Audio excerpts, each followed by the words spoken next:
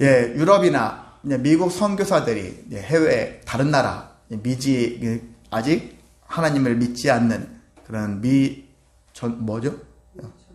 예, 미전도 종족이라는데 그곳을 향해 갔었을 때 주로 이제 어떤 관점을 가지고 가냐면은 그 나라 그 사람들이 어떤 중독에 빠져 살고 있는가를 보는 거예요.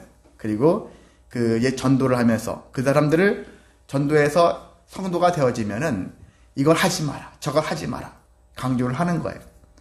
그래서 중국에 갔더니 중국 사람들이 태반이 보니까 마약을 많이 해.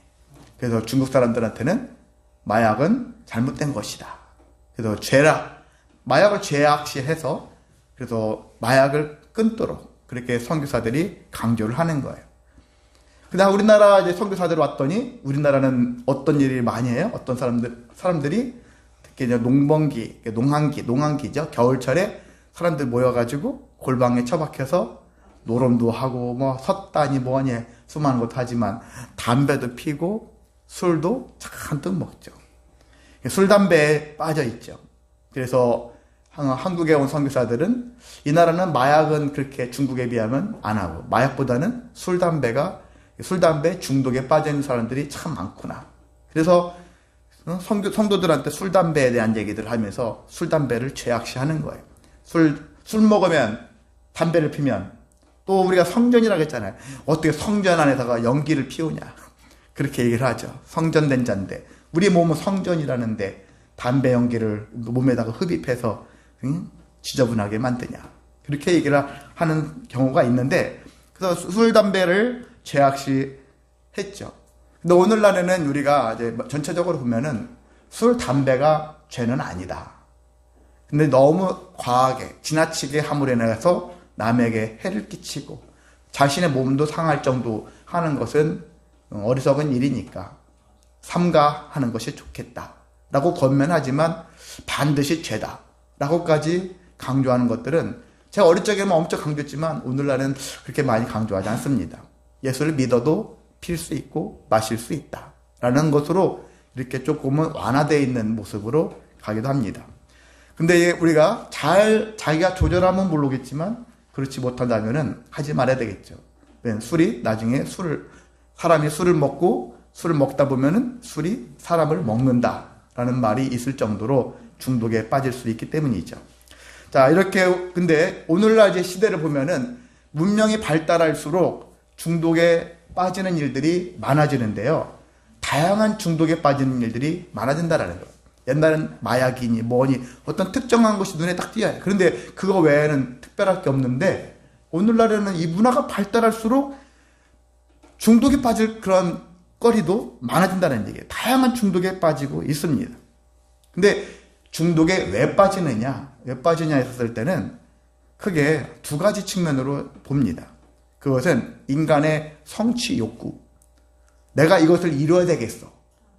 열심히 해서 꿈을 이뤄야지 하는 이런 마음들이 중독에 빠지게 한다는 거예요. 이걸 막 집중적으로 해서 그래서 나중에 그 누구보다 앞선 인생을 살 거야 하는 마음 때문에 다른 사람보다 열심히 그 일을 합니다. 그래서 중독에 빠지는 경우가 있는 거예요. 성취욕이 중독에 빠질 수 있는 하나의 길이다. 또 하나는요, 현실을 도피하기 위해서. 지금 인생살이가 괴롭고 힘들어. 그랬을 때 내 정신, 내 멘탈, 깨진 멘탈 이것들을 잡아주려면 다른 것에 빠져가지고 거기에 내 마음을 투사해버리는 거예요. 중독에 빠져가지고 그래서 하는 거예요. 현실 도피. 그래서 성취보다는 현실 도피의 목적을 가지고 중독에 빠지는 일들이 훨씬 많다라는 것이죠. 그런 일이 많습니다. 제가 오늘 말씀드리고자 하는 것은 참고로 먼저 중독에 관련된 것들을 제가 여러 교수들이 쓴 논문 같은 거 이런 것들을 참고해서 거기서 발췌를 해가지고 여러분한테 지금 말씀을 드리는 거니까 저만의 어떤 그냥 생각을 가지고 하는 것이 아니라 제가 생각했던 것과 어떤 수많은 교수들, 좀 인지도가 있는 그런 교수들, 그런 분들까지 다 제가 나름대로는 좀 연구를 했어요. 발췌를 했고 같이 섞어서 하는 거니까 그걸 염두에 두고서 오늘 말씀을 들어주시면 좋겠습니다. 자, 그래서 사람이 빠지는 이유, 성취욕과 현실 도피라겠죠. 그러면서 근데 근본 이유는 결국 무엇일까? 오늘 16절을 보면은 뭐라고 되어 있습니까? 16절에 내가 이르노니 너희는 성령을 따라 행하라. 그렇게 했는데 육체의 욕심을 이루지 아니하리라 이런 말씀이 있죠. 그리하면 육체의 욕심을 이루지 아니하리라. 육체의 욕심 때문에 중독에 빠질 수 있다. 내 육체의 욕심, 육체의 일들을 사모한다는 거예요. 육체의 성취, 육체의 일은 현실 도피 이런 것들이 결국 육체의 일이라는 얘기거든요. 육체의 욕심을 이루려고 하다 보면은 중독에 빠질 수 있다라고 그렇게 바울은 보았다는 것입니다. 자, 사람이 중독에 빠지면 어떤 일이 발생할까요? 여러분이 이미 잘 알고 있는 얘기를 하겠지만 정리하겠습니다. 그 중독하면 중독의 개념이 있어요. 그 중독의 개념이 한 세 가지로 나타날 수 있는데 첫 번째는요. 사람이 어떤 음식물을 먹거나 그리고 어떤 약물의 독성이 있죠. 이것은 내가 의도적으로 먹은 것이 아니죠. 제가 26살 때 제가 저도 모르게 밤사이에 마신 게 있어요. 뭘 마셨을까요? 한겨울입니다. 연탄가스를 마셨었어요. 마셔가지고 거의 죽을 뻔했어요. 지금 죽을 뻔했던 사람인데 이미 죽었어야 되는 사람일 수 있는데 살았어요. 엄청 힘들었어요. 그것 때문에 제가 거의 10여 년을 짧게는 되게 정도가 심한 것은 한 4년 정도 심했고요. 그래도 그 후유증이 계속 지속된 걸로 치면 한 10년 동안 30대 중반까지 26살에서 30대기까지는 엄청 연탄가스로 인해가지고 머리가 힘들었고 공부 같은 것들을 못했어요. 공부하려면은 저는 의자에 앉아있으면 화장실 가는 시간 빼놓고는 하루 종일 앉아있을 수 있는 그런 능력이란 능력인데 근데 연탄가스 마시고서 1년인가 지나고 나서 제가 공무원 시험 공부를 하려다가 공부하려고 하는데 10분도 안 됐는데 온몸이 머리가 짜증이 확 올라오는 거예요. 머리가 안 들어요. 글자가. 모나미 볼펜인데 하얀색 당시에 볼펜을 던져버렸어요. 내 인생이 이로써 끝나는 건가. 그런 마음을 가지고 그런 것처럼요. 연탄가스 중독과 같은 어떤 음식이나 이런 연탄가스나 어떤 것들에 대한 독성이 내 몸에 들어옴으로 인해 가지고 어떤 장애가 이렇게 되는 거예요. 기능 장애가 생기는 것입니다. 저는 뇌가 당시에 많은 충격을 이렇게 먹었던 것이죠. 그랬던 것인데 그리고 두 번째는요. 이제 실제 술이나 마약 같은 약물 있잖아요. 그런 것들을 지나치게 복용한 결과 이제 그거 없이는 견딜 수 없는 병적인 증상들이 나타나는 거예요. 어떤 증상이죠? 금단 현상. 금단 현상들이 일어날 수 있다는 얘기죠. 자, 그리고 세 번째는 어떤 사상이나 이념, 어떤 사물 이런 것들에 빠지는 거예요. 빠져가지고 거기에 너무 심취해서 빠지다 보니까 정상적으로 판단할 수 있는 능력을 상실하는 거예요. 판단력 부재. 이게 내가 하는 것이 옳은지 그른지 뭐 하는지 모르는 거예요. 이제. 정처 없이 살아가는 인생처럼 사는 것입니다. 자, 이처럼 사람이 중독에 빠지면 기능장애가 발생하고요. 어떤 병적인 증상들이 나타나고 판단 능력이 부재해요. 그리고 금단 현상이 있고요. 제가 중독을 하면은 어떤 것들이 가장 중독이 기본적으로 저 사람에게 나에게 중독이 있구나라는 것들을 느낄 수 있는 것 중에 여러분이 하나가 뭐냐면 강박 증상이에요. 이걸 하지 않으면 뭔가 모르게 불안한 것들이 밀려오는 거 있잖아요. 강박한. 그 강박 증상도 중독 중에 하나의 부분이 될 수 있다는 얘기죠. 중독이 심해지면 조울증 같은 우울 증상들이 생겨질 수가 있다는 것입니다. 근데 중독도 종류가 있어요. 크게 두 가지로 나눠놨는데 그 첫 번째가 물질 중독이고요. 두 번째가 행위 중독 이렇게 구분을 해놨더라고요. 첫 번째 물질 중독이 뭐냐? 담배, 알코올, 마약 중독 이런 거 같은 거 있잖아요. 이런 어떤 것들을 약품 같은 것들을 어떤 것들을 내 몸에 물질을 섭취함으로 인해서 받아들임으로 인해서 생겨지는 현상이거든요. 이제 많은 사람들이 처음에는 스트레스를 해소할 목적으로 열심히 먹겠죠. 그래도 뭐 술도 기분 전환을 하려고, 오늘 내가 기분이 언짢았는데 술 마심으로 기분 전환을 하려고. 근데 이런 것들이 잦아지면 나중에 중독이 될 수 있다는 얘기죠. 그래서 흔히 술을 마실 때는 슬프거나 괴롭거나 어렵거나 부정적인 생각이 들었을 때는 술을 마시지 말아라, 그런 얘기를 하거든요. 왜? 그러면 나중에 조금만 기분이 안 좋아지면 술을 찾게 돼 있거든요. 술은 기분 좋을 때 마셔라, 그런 얘기가 있어요. 여러분도 나중에 혹시 마신다면, 안 마시는 게 좋겠지만 혹시 마신다면 기분 좋을 때 마시기 바랍니다. 안 좋을 때 하게 되어지면 이게 습관이 되어지고 중독에 빠질 수 있는 길로 간다라는 것이거든요. 자, 그래서 이렇게 처음에는 이렇게 스트레스 해소나 기분 전환을 위해서 시작했다가 중독에 빠지는데, 물질 중독의 안 좋은 점이 뭐냐면은 재발률이 높다라는 거예요. 아, 내가 정신 차려야지, 이제 끊어야지. 담배도 끊고 술도 끊었는데 어떤 시점에 인생이 잘 풀리면 그나마 괜찮은데, 인생이 여러분 잘 풀립니까? 잘 나가다가도 또 곤두박질 치지 않습니까? 그럴 때마다 찾는 게 다시 술과 담배 같은 마약 같은 것들을 찾아요. 또 찾아요. 찾기 때문에. 그래서 왜 그렇습니까? 몸이 기억하는 거예요. 야, 옛날 그거 먹었을 때 그래도 현실 도피하면서 뭔가 내 마음이 그래도 조금이라도 편안했어. 고통을 잊었어. 그러니까 그걸 또 찾는 거예요. 내 불안한 감정을 달래주고 두려움을 없애주니까 또 그걸 찾는 거예요.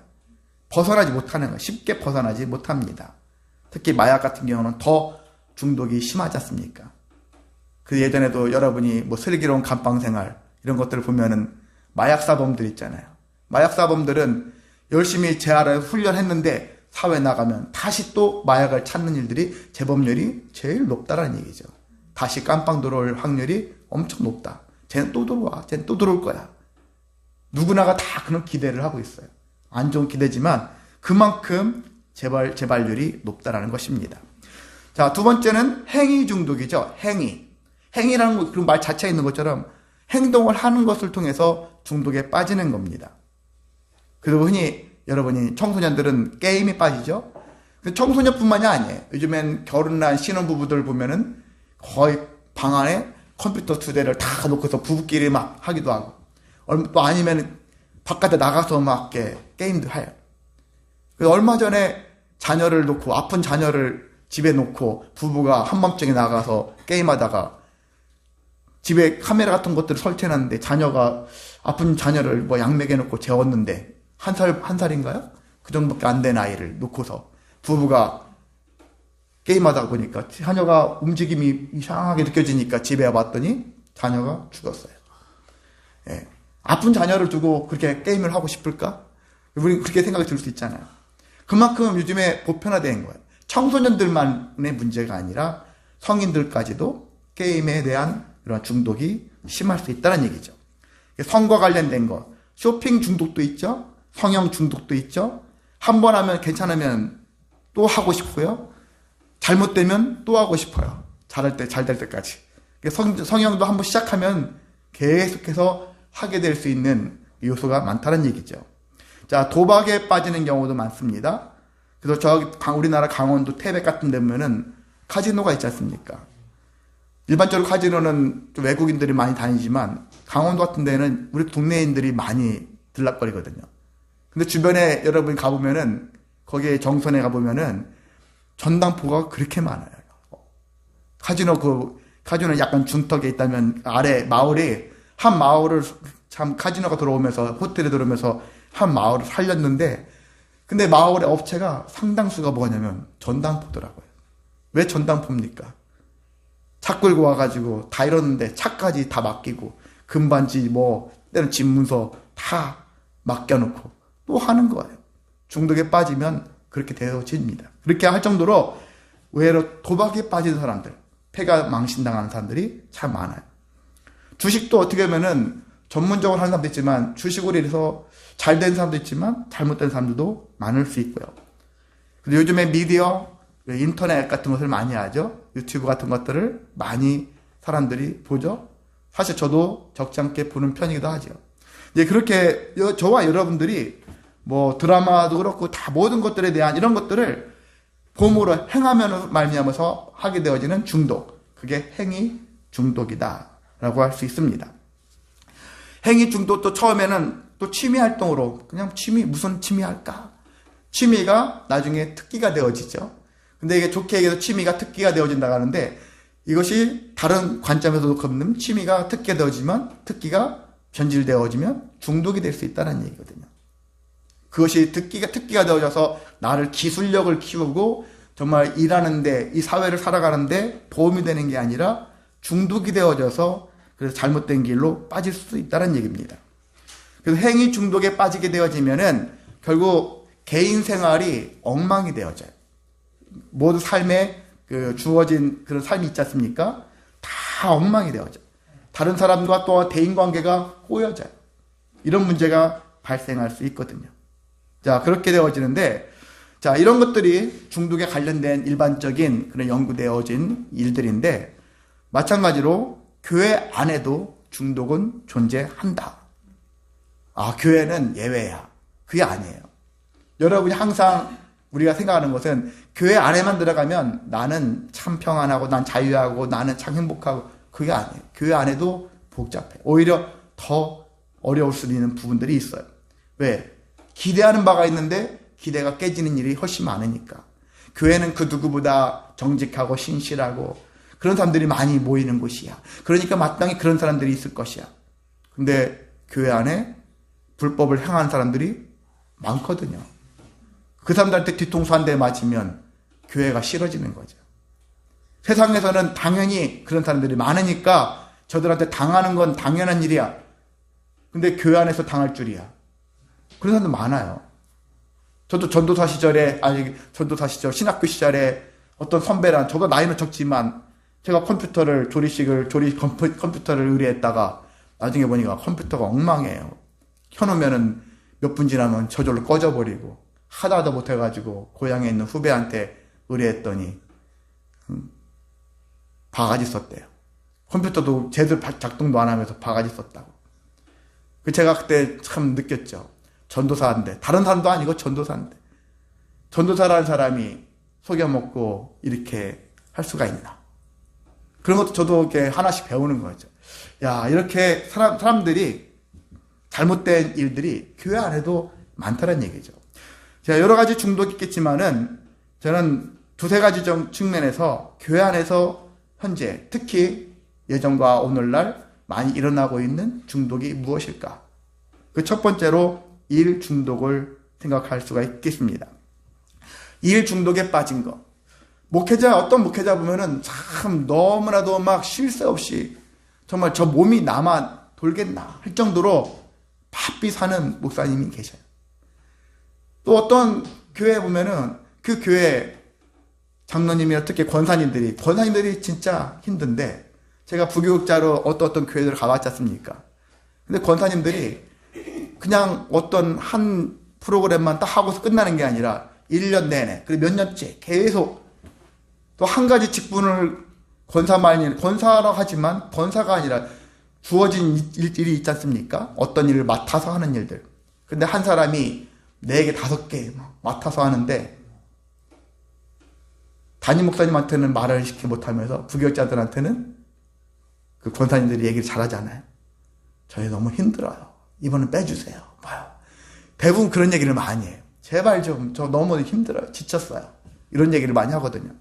일 중독에 누가 시켜서 어쩔 수 없이 일도 하지만 또 자발적으로 일 중독에 빠져있는 사람들도 있어요. 저는 물론 일을 많이 했느냐, 얼마나 많이 시간을 투자했느냐 그걸로 판단하는 것은 아니에요. 시간을 많이 투자했지만 그 일이 즐거워요. 그 일로 인해서 번아웃이 안 됐어요. 녹다운이 되지 않았어. 그럼 어떻게 돼요? 이 사람은 감당할 수 있는 거니까 괜찮아요. 중독이라 할 수 있는 건 아니에요. 일 중독이다. 그렇게 할 수 있는 건 아니에요. 그런데 하면 할수록 지치고 몸도 마음도 다 지쳐가고 괴로워요. 그런데도 불구하고 그 일을 못 놓는, 그 일을 계속 할 수밖에 없는 그런 상태. 안 하면 강박관념에 빠지는 것 같은, 있잖아요. 안 하면 뭔가 죄를 짓는 것 같은 이런 마음까지 갖는 그런 사람들이 있지 않습니까? 그렇게 됐다면 이 사람은 일 중독에 빠져 있는 것이다. 그래서 목회자는 저는 제가 단임 목회라는 일을 하면서 교회 규모가 어떻게 될지는 모르겠지만 나중에 어쨌든 간에 교인들한테 막 5가지, 6가지 막 일을 맡겨가지고 그 사람을 막 괴롭히기 힘들게 결코 하지 않겠다. 아무리 뭐 해도 힘들어도 한 교인에게 최고 많이 한다고 해도 3개 이상은 하지 않겠다. 뭐 이런 생각이 있잖아요.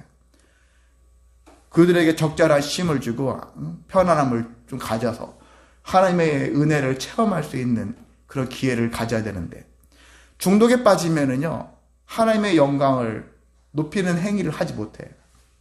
늘 지쳐서 피곤해서 하나님의 은혜를 체험할 수 있는 기회가 없어요. 늘 일에 시달리는 거예요.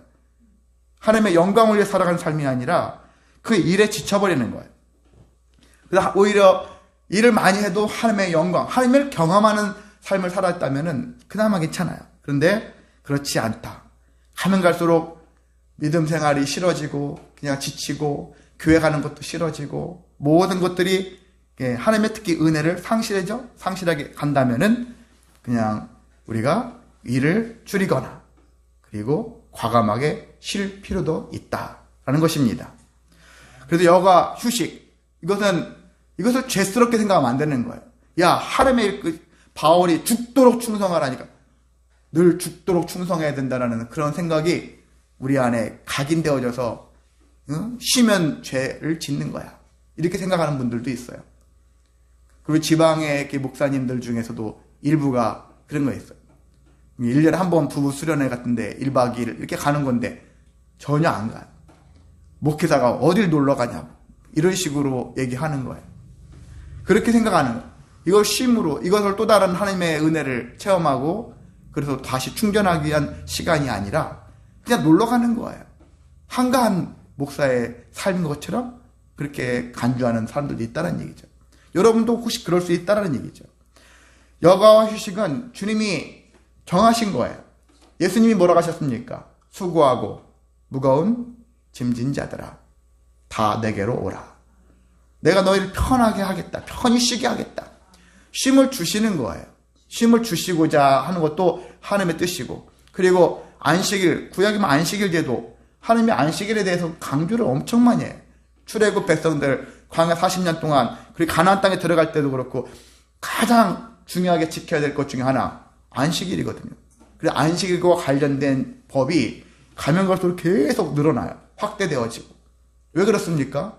안식일이 별것도 쉬는 건데 기득권자이고 내가 주인이고 하인들이 있으면 사실 안식일을 들여오는 게 싫은 거예요. 여러분이 업주에 여러분이 사장입니다. 기업체 여러분 사장이에요. 바지 사장 말고 여러분이 세워서 기업을 이루었다고 쳐봐요. 직원들이 정말 쉬지 않고 나와서 계속 일해주기를 바라지 2, 3일 일하고 3, 4일 일하고 쉬면 좋겠습니까? 열심히 일하는 모습을 봐야지 내가 흡족한데. 근데 그런 마음을 가질 수 있잖아요. 그런 건데 하나님께서는 쉼을 가지라는 거예요. 가진 자나 없는 자나 모든 자, 땐 동물들, 밭까지도 쉬라는 거예요. 쉴 땐 쉬라는 거예요. 그렇게 쉼을 허락해 주신 것이니까. 그래서 저희가 쉴 때는 쉴 수 있다. 오늘 어디 가는 거, 아유, 무슨 교회도 저런 거예요. 그렇게 생각하지 마시고, 여러분이, 넉넉하게, 편한 마음 가지고, 여가와 또한 쉼을 경험하시기를 소망합니다. 그래서 우리가 일을 하지 않으면 구원을 못 받아. 일하지 않으면 구원을 상실해. 이렇게 생각하는 사람들도 많아요. 그걸 뭐라고 하냐면 행위 구원이라고 해요. 행위를 통해서 구원받는다. 이게 맞나요? 그건 아니잖아요. 우리는 예수님을 믿음으로 구원을 받는 것이지 내가 열심히 어떤 일을 함으로 인해서 구원받는다? 아니거든요. 그래서 그런 걸 알아야 되는 거예요. 이렇게 전 모식이 저는 목사라고 하고 싶지 않은데 어떤 분이 그러잖아요. 자녀가 하는 알뜰폰을 가입을 안 하면 제 동영상을 봤더니 좀 어이없더라고요. 알뜰폰 가입을 안 하면 생명책에서 지워버리겠다. 그렇게 선포하더라고요. 그래서 참 자기가 하나님이구나. 그리고 그것을 알뜰폰 자기 딸이 하는 알뜰폰 가입을 안 했다고 생명책에서 지워버리겠다고 이렇게 선포하는 게 맞습니까? 알뜰폰 가입하는 것도 일이죠. 그걸 가입하는 일을 통해서 구원을 받습니까? 그건 아니지 않습니까? 그런 거와 같이 행위 구원은 아니거든요. 그래서 여러분이 저 이것도 못했어요. 저것도 못했어요. 제가 과연 구원받을 수 있을까요? 그렇게 생각할 필요 없어요. 우리는 예수님을 믿으면 되는 거예요. 예수님이 하나님의 아들이시고 하나님이시고 나의 주인이시다 라는 것들을 믿으시면 되는 거예요. 그걸 믿으면 구원을 받는 것이기 때문에. 그래서 우리가 일을 하긴 하잖아요. 왜? 사명을 가진 자니까. 사명을 주셨으니까. 일을 하긴 해야 되는데 그게 그냥 교회에 와서 모든 일들 다 하나님에 관련된 일이다. 그렇게 생각하시면 안 되는 거예요. 그게 하나님과 관계된 일이 될 수 있고 그냥 교회의 일이 될 수 있는 거예요. 교회 일은, 그래서 저는 교회 일은 곧 하나님의 일처럼 그것이 아니라면은 불필요한 것들은 가능하면 하지 않는 거. 교회에 너저분하게 수많은 일거리를 두어가지고 그 일을 하면서 다 하나님의 일처럼 그렇게 호도하는 것은 잘못된 것이다. 교회는 불필요한 것들은 다 최대한 잘라내고 정말 필요한 거, 복음에 관련된 거, 믿음과 관련된 거, 사명에 관련된 거, 그런 것들 알짜배기들만 잘 이렇게 모아서 그걸 중심으로 하는 게 하나님이 원하시는 일이다라는 것들을 우리가 기억하기를 원합니다. 자, 그래서 일을 받은 우리는 보답을 하려고 하지 말아요. 내가 이런 은혜를 받았으니까 일로서 열심히 감당해서 하나님께 보답해야지, 갚아야지. 이런 마음을 갖기보다는 감사한 마음을 더 품으라는 얘기죠. 감사합니다. 감사합니다. 저에게 이런 은혜를 주시다니 감사합니다. 감사의 마음을 가지고 그리고 기회가 된다면 넉넉함이 있다면 다른 사람에게 그 은혜를 나눌 수 있는 것, 이런 삶으로 여러분이 삶을 살아가시기를 소망합니다. 자, 두 번째는요, 이념 중독이라고 있어요. 손봉호라는 교수님, 여러분 들어보셨죠? 손봉호 교수 많이 들어보셨을 건데 이 교수님이 얘기한 것들을 토대로 이렇게 말씀을 하려고 하는데, 최근에 미국과 특히 우리나라가 이런 이념 중독에 많이 빠져 있다라는 얘기를 했습니다. 우리나라에 특히 이념에 중독된 교회들이 많아졌다라는 얘기를 하고 있습니다. 이념에 중독된 교회들. 왜 그랬을까? 봤었을 때 이 이념을 절대시한다라는 거예요.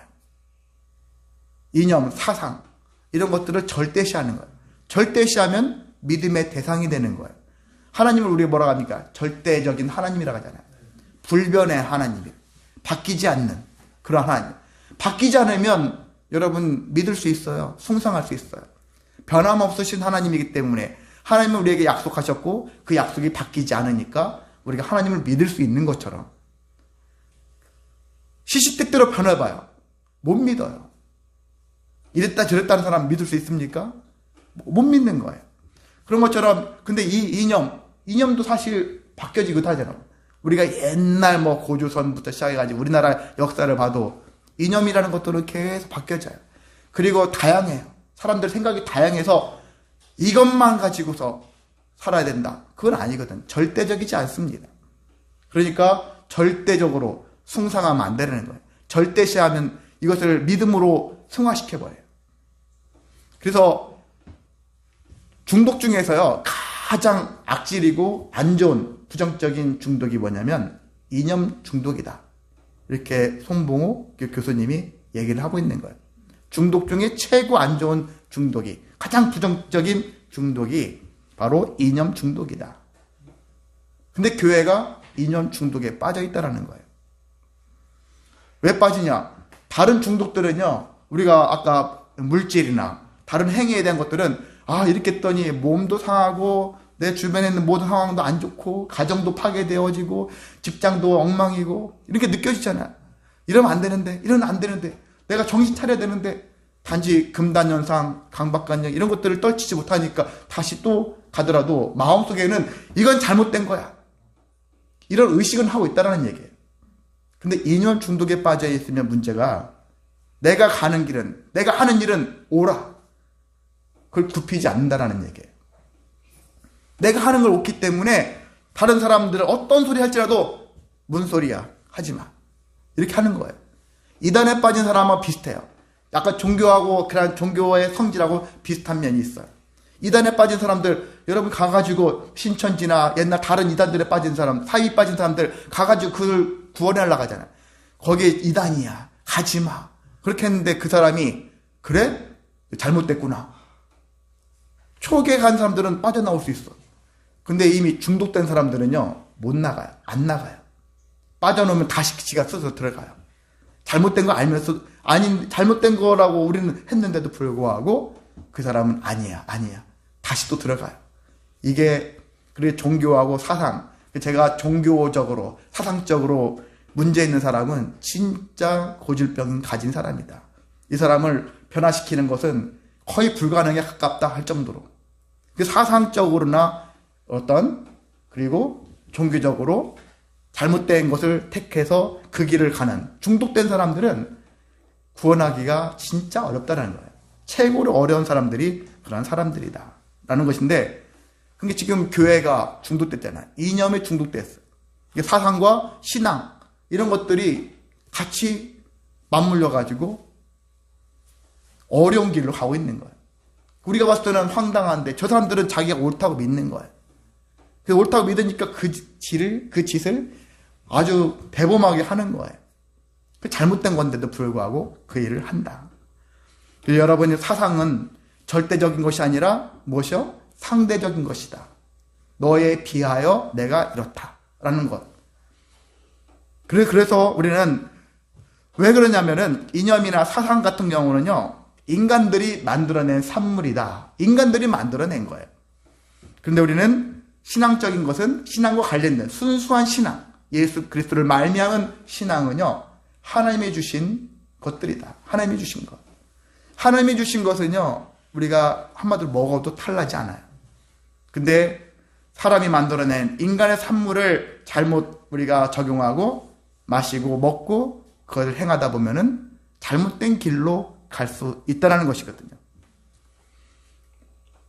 이념에 빠지면, 사상에 빠지면, 지나치게 몰입되어지면 사람들은 몰입을 하면서 스스로가 선택의 폭을 자꾸 스스로 좁혀요. 이거 아니면 타협하지 않는 거예요. 다른 사람과 타협할 수 있잖아요. 인간관계는 타협하면서 서로가 따져가면서 타협하고 좋은 길을, 합리적인 길을, 선한 길을 택해야 되는데 그렇지 않아. 남들과는 상관없어. 내가 가는 길만 옳다고 주장하기 때문에 타협하지 않아요. 스스로 고립되어져요. 선택의 폭이 자꾸 줄어들어요. 독선적이 될 수밖에 없다는 것입니다. 그래서 이 이념 중독이 가장 위험한 중독이다. 그렇게 얘기를 하고 있습니다. 자, 중독에 빠지면은 본인도 엉망이 되는 거예요. 본인의 인생도. 여러분 잘못된 길로 가는 사람 보면 진짜 한심하고 답답하잖아요. 그런데 그 사람이 돌아오기에는 참 막막하다, 힘들다는 얘기죠. 교회 공동체도 엉망이 되는 거예요. 잘못된 길로 가니까. 그리고 사회적으로도 막대한 해를 끼칠 수밖에 없다는 얘기죠. 그래서 교회 안에서 일어나는 현상들을 보면은 이념이 다른 것으로 신앙의 색깔을 달리하는 그런 문제들이 많이 발생해요. 신앙, 온전한 제대로 된 신앙으로 이것들을 다 덮어가고 다시 고쳐가고 회복시켜야 되는데 잘못된 이념으로 말미암아서 신앙이 훼손되어져요. 제대로 된 신앙을 가질 수 없는 그런 모습으로 간다는 것입니다. 그리고 여러분이 보다시피 이런 것들이 잘못되어지면 이념에 중독된 교회들이 하는 행위들을 보세요. 어떤 일을 하고 있습니까? 서로에 대해서 적대시한다는 얘기죠. 그리고 갈등, 분열 이런 것들을 자꾸 조장하고 이끌어가고 있어요. 여러분 19절에 보면 19절, 20절, 21절 이런 데 보면은 그런 것들이에요. 육체 일을 하는 사람들이다 보니까 육체 일을 하는 사람들의 특징들이 나타나는 거예요. 특히 20절에 주 원수 맺는 것, 분쟁과 시기와 분쟁과 당 짓는 것과 분열 이런 것들이 계속 드러나요. 예전에 말씀드렸죠. 열매를 보면 알 수 있다고. 열매를 보면 아는데 뻔하게 열매가 드러났는데도 불구하고 여전히 추종하고 있고 그것들을 옆에서 암묵적으로 지원해주고 있고 이런 사람들이 존재한다라는 것이죠. 그래서 저는 이런 일 중독은 제가 어릴 적에 교회에서 많이 제가 봤지만 오늘날에는 일 중독보다는 이념 중독에 중독된 교회들이 너무나 많아졌다. 그런 안타까운 현실입니다. 그래서 여러분은 거기에 속하지 않기를 원합니다. 예, 신앙인들이 중독에 빠지는 이유는 앞서 말씀드렸지만은 결과론적인 뭐냐면 성령을 따르지 않았기 때문이다. 17절에 육체의 소욕은 성령을 거스른다. 성령이 감동을 주셔서 야 이런 길로 가야 돼. 믿음의 길로 의의 길로 선한 길로 가야 돼. 그렇게 인도를 하는데도 불구하고 싫어요. 난 내 뜻대로 내 마음대로 갈 거예요. 할 거예요. 이렇게 한다라는 거예요. 근데 성령을 따라서 행하면은 어떤 열매가 맺히냐. 22절 23절 나오잖아요. 9가지 성령의 열매, 사랑과 희락과 화평과 쭉 나오면서 이와 같은 것을 금지할 법이 없느니라 할 정도로 이런 열매들이 맺혀지는데 이런 열매가 하나도 없고 분열과 당짓고 서로 적대시하고 이렇게 당짓게 되어 이런 부분들이 생겨진다면은 그게 성령을 따라서 행하는 일이 아니라는 거예요. 어떤 일을 따른 것이죠? 육체의 일을 따른 것이 된다. 육체의 일을 따르는 거예요. 하나님의 사람이 아닌 거예요. 자, 그렇기 때문에 우리는 성령을 거스르지 말아야 되겠죠. 육체의 소욕을 따르게 되어지면 다양한 중독에 노출될 수밖에 없고 중독된 그런 교회로서 성전으로 살아갈 수 있고 다양한 중독물들에 의해서 중독이 되어진다면은 곧 뭐가 되느냐? 20절에 첫 번째 단어 있죠? 우상 숭배처럼 될 수 있다. 왜? 하나님보다 그 중독물이 더 중요하니까. 술, 담배, 마약, 아니면 이념, 어떤 일, 이런 것들이 나한테는 더 중요하게 여겨져서 하나님보다 그걸 앞세우면 우상 숭배라고 했지 않습니까? 우상 숭배 같은 인생을 살 수 있다는 것입니다. 그래서 중독에서 벗어나고 싶다면은 기본적으로는 3가지 단계가 있어요. 첫 번째는 그래 내가 중독에 빠져 있구나. 중독으로 인해서 내 삶이 무력하구나 하면서 내가 중독에 빠져 있음을 인정하는 거예요. 정신질환을 가지고 있는 사람한테 너 정신병자야. 그럼 사람들이 자기 정신병자 아니라고 얘기하는 거예요. 그런 것처럼 중독에 빠져 있어. 무슨 소리야. 난 아니야. 이렇게 하는데 중독에 빠져 있다는 것들을 자각할 필요가 있는 거예요. 그래야지 거기서부터 개선의 여지가 있다. 두 번째는요. 이거 인간의 힘과 지혜와 능력으로는 이 중독에서 빠져나오기가 너무나도 어렵다는 것을 인정해야 돼. 그러면서 하나님이 필요해. 나보다 더 큰 지혜와 힘을 가지고 계신 하나님으로 말미암아서 이 중독에서 벗어나야 한다. 라는 그런 믿음을 가져야 하는 것이고요. 3번째가 하나님께 내 삶과 내 의지, 벗어나고 싶어하는 의지, 하나님께 맡기라는 거예요. 내가 하려고 몸부림치면 안 되는 것이죠. 담배를 막 끊으려고 애쓰면 쓸수록 강박관념과 금단현상에 더 시달리는 것이죠. 살을 빼는 것도 마찬가지죠. 그런 것들도 마찬가지죠. 자, 그래서 이런 것들이 다 하나님께 맡기고 하나님께 맡기면서 우리가 중독에서 하나씩 벗어나기 위한 과정, 편한 마음을 갖추고 벗어나기 위해서 몸부림쳐야 하는 것입니다. 자, 그래서 성도는요, 처음부터 중독에 안 빠지는 게 제일 중요하잖아요. 그러려면 어떻게 합니까? 균형 잡힌 삶을 살아야 하는 것입니다. 성령님의 인도를 따라가는 것이죠. 그것이 균형 잡힌 삶을 살아가는 길입니다. 균형 잡힌 삶, 어느 한쪽에 치우치지 않고 어느 곳에 빠져들지 않도록 자기 자신을 지키는 것. 저는 제 자녀들한테는 가끔은 뭐 이쪽 저쪽을 한번 극단적인 것도 맛은 봐라. 근데 빠지지는 말아라. 한번 맛은 볼 필요는 있겠죠.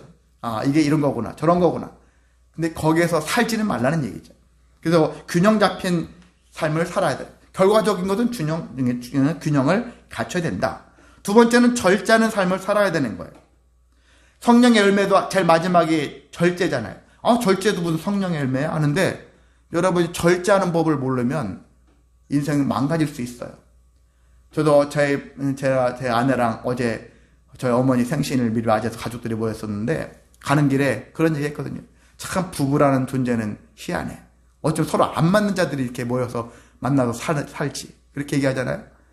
근데 돌아보면 그게 하나님의 원리더라고요. 맞지 않는데. 왜? 한 사람은 분명히 가져갈 것이고 한 사람은 왜 가냐고 할 것이고.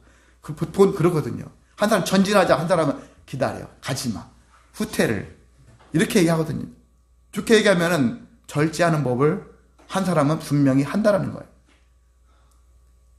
이런 것들이 있기 때문에 자동차도 엑셀과 브레이크가 같이 있잖아요. 그것들을 잘 조정하고 균형 잡히게 하면은 건강하게 살 수 있다는 얘기죠. 그래도 우리가 건강하게 살고 싶다, 잘 하고 싶다, 중독에 빠지고 싶지 않다, 그러려면 어떻게 됩니까? 육체와 24절에 육체와 함께, 육체를 포함해서, 그 육체는 어떤 덩어리냐면 정욕과 탐심으로 물든 육체이기 때문에, 그래서 십자가에 못 박아라.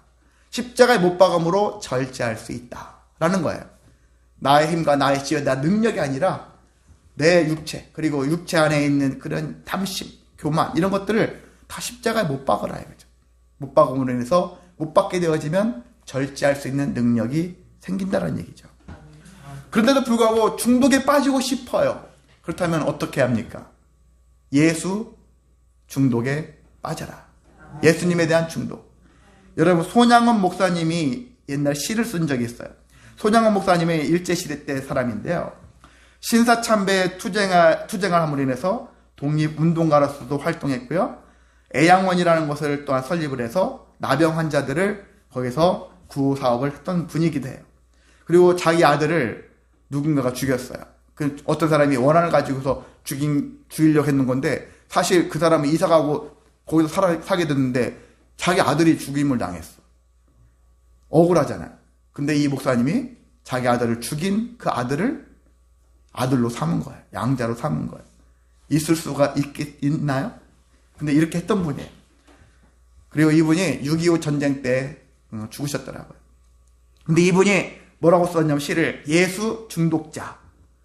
나는 예수 중독자가 되어야 하겠다. 술 중독자는 술로만 살다가 술로 인해 죽게 되는 것이고, 아편 중독자는 아편으로 살다가 아편으로 인해 죽게 되나니, 우리도 예수의 중독자가 되어 예수로 살다가 예수로 죽자.